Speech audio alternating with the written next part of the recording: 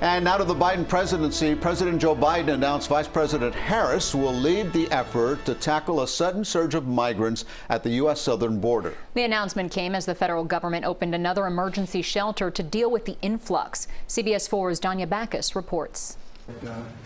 If you deal with the problems in country, it benefits everyone. President Biden is tapping his Vice President Kamala Harris to oversee U.S. diplomatic efforts to address the recent influx of migrants along the southern border. While we are clear that people should not come to the border now, we also understand that we will enforce the law, and that we also, because we can chew gum and walk at the same time, must address the root causes. CBS News has learned the Biden administration plans to use the Freeman Expo Center in San Antonio, Texas, to house up to 3,000 unaccompanied migrant children and convert the San Diego Convention Center into a makeshift shelter for 1,400 minors. The best way to keep people from coming is keep them from wanting to leave. A number of Republicans have been pressuring the president to visit the border himself to see the situation firsthand.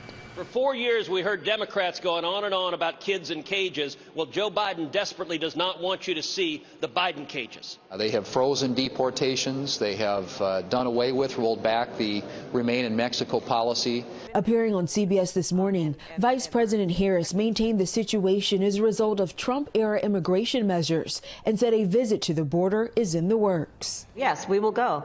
But the reality also is that in addition to the border, we also need to deal with the root causes. Due to strained capacity at one sector of the border in Texas, Customs and Border Protection has started to release some migrant families without notices to appear in court. Instead, those families are being given instructions to check in with ICE at a later date. Danya Bacchus, CBS News, Los Angeles. The Pentagon has also received a request to provide space at military installations to deal with the crisis on the southern border.